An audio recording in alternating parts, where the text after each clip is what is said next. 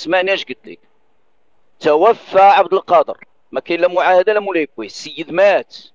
فقامت فرنسا بإنشاء نصبا تذكاريا للأمير عبد القادر، وقامت بسرد مجموعة من الخدمات التي قدمها لها على أساس أنه وكأنه جنرال في خدمة فرنسا.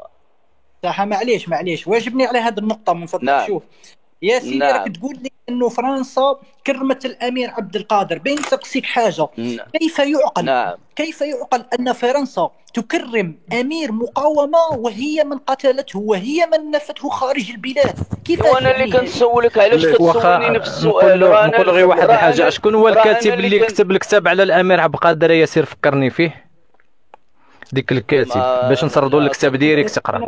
ليس واحدا فقط. الكاتب اللي كتب على الامير عبد القادر في الاخر الكلام ديالو فاش مشى لفرنسا قال: انا لم اقود يوما التمرد في وجه المستعمر الفرنسي، وخير دليل انني لم اتمرد هو حضوري الى فرنسا. فاش مشى عندهم لفرنسا كيفاش هذا كان كيقاوم ضد فرنسا، وهو قال لك ما قادش التمرد. يعني حتى داك نسومار والزعاتشه كانوا متمردين بالنسبه للامير عبد القادر. زعاتشه راه تم محوهم عن بكرة ابيهم. زعاتشه راه ما بقاوش. اجي واش باقيين زعاتشه دابا في الجزائر؟ ما باقيينش زعاتشه ما تمسحوها كمال. زعاتشه تم محوهم من طرف الجنرال بيجار، دار لهم محرقة الغار، يعني يطلق عليهم العافية عن بكرة أبيهم. نسأل الله السلام. المهم الاخوان غير باش ما تكونش مناقشه شراكه ثنائيه الله يحفظكم، ممكن نعطيو الكلمه ل 88 حال فينا. يعني كاش درتي اخويا؟ واش يقلبوا عليك؟ واش فيجيتيف ولا كيفاش القضيه؟ ما فهمتش. كلشي تيقول لي ما فهمتش. تفضل. وهذا تشوف اخي سعيد الله يخليكم كلمونا شويه في الامور الحديثه، يعني لانه بدينا ندخلوا في مقاومه في 1800. يعني واخا الامور الحديثه تعطيني اسمعني بلاتي عطيوني مع 5 دقائق في الامور الحديثه بلاتي يا كمال. انا اسالك سؤال ثاني يحيرني. مادام اعطيني 3 دقائق في الامور الحديثه معاه وخليه يوحل. يا غبلتي يا كمال انا اسالك السؤال. أنا بغيت نعرف، وأنا مادام هو في التاريخ ماذا بي كيف لكم كجزائريين أن ترثوا أرضا من فرنسا؟ هل الأصل هي فرنسا أم الجزائر؟ أنتم تقولون الأراضي الموروثة أو الحدود الموروثة عن المستعمر. واش فرنسا هي الأصل وأنتم الفرع أم العكس صحيح؟ نحن واجبك ماشي مشكل. هذيك الارض هذيك اللي راك تقول انها موروثه من فرنسا، يعني انا قبيله كي قلت لك ان كاين هناك شهداء في تندوف وبشار، قصدي انه لا خلي الشهداء انت غير شرح لي. شوف انا ما كنناقش الشهداء، انا اشرح لي كيفاش انت ورثتي من فرنسا. السؤال تاعك فرنسا هي من رسمت الحدود تندوف وبشار والمغرب، يعني فهمتني؟ هي الارض واش ديالك ولا ديال فرنسا؟ كيفاش انت ورثتي من فرنسا؟ ديال المغرب. دابا انت الارث كيف يكون الارث؟ مثلا يتوفى الاب صاحب الملك الاصلي، نقول الاصل، والفروع من هي الفروع؟ هي الابناء والزوجه. الاصل هو الاب. يتوفى الاب فتفرق التركه بعد تأصيل الفريضه بين الابناء والورثه. انتم كيفاش ورثتوا في فرنسا؟ واش الجزائر تكونت مورا فرنسا؟ يعني فرنسا هي الاصل. بس يا اخي من فضلك عندما تتكلم لي على الارث يعني هذا الشيء تكلمت لي على الاب والام والابن، يعني الميراث من يتورث حاجه انت يعني تكون الملك تاع الاب نتاعك، هذا هو المتفق عليه. نعم. هذيك الاراضي ليس ما نسميهاش اراضي موروثه، بل هي اراضي استرجاعيه، لانها من البدايه كانت. يا ودي وانت بغيتي تبدل الدستور ديال الجزائر. صبر ياسير اعطيني غير دقيقه. لان من البدايه كانت الدوله اصبر لان من البدايه كانت الدوله. ولكن غنعطيو نعم دابا الكامل يخليوه يهضر على نعم. ولكن انا غادي نطرح عليه واحد المساله.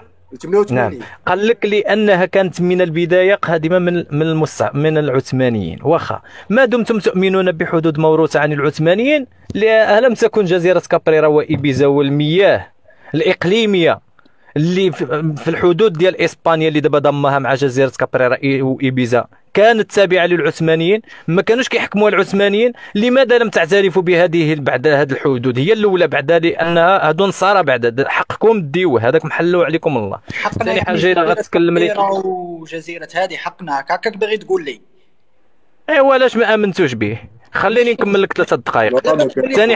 ثاني حاجه ما على بالكش الفتوحات العثمانيه نزيد لك غير حاجه اخرى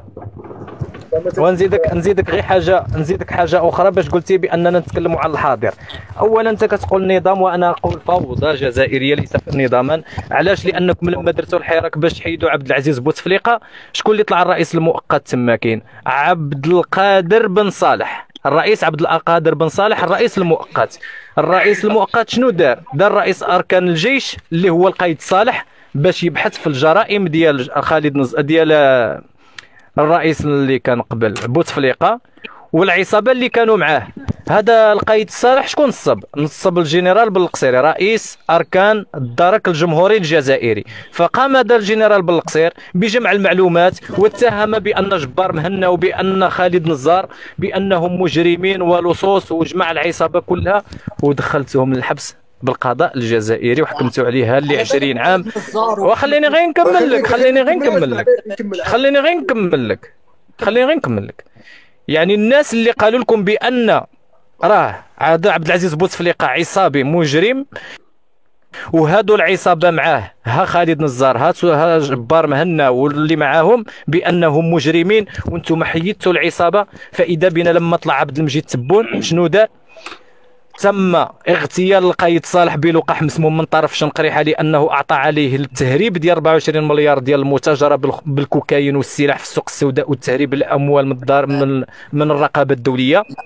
صبار خليني نكمل لك الشريف. تم اغتيال القايد صالح، الجنرال بالقصيري اللي عنده الملفات ديالو هز ذاك الملفات وهرب. خالد نزار اللي ب20 سنه خرج وولى على راس الجزائر. جبار مهنا جبتوه من السجن المؤقت سنه 2022 ودرتوه على راس الجزائر ودرتوه في رئيس المكتب الاستخباراتي. يعني الناس اللي قالوا لكم بان بوتفليقه راه كان مجرم وكانوا هما اللي تحت الامره ديال الرئيس المؤقت اللي هو عبد القادر بن صالح وظفهم باش يبحثوا في الجرائم. شنو جا دار هذا اش كيقولوا له عبد المجيد تبون؟ رد العصابه اللي كانوا مع عبد العزيز بوتفليقه وطرد الناس الاخيار اللي كانت المؤسسه الجزائريه والبرلمان الجزائري مفقودين في ديك اللحظه. والصوت اللي قال ذاك الرئيس المؤقت كلف الناس اللي غيبحثوا في الجرائم، رديتهم هما المجرمين ها اللي تعرض للقتل. الجنرال بالقصير هربان في اسبانيا من بعد ما طالبتهم فرنسا، وتقول لي هذه مؤسسه، هذه فوضى عندك عارمه. يعني عبد المجيد تبون براسو راه خصكم تراجعوا يعني الشرعيه ديالو، ماشي رئيس هذا.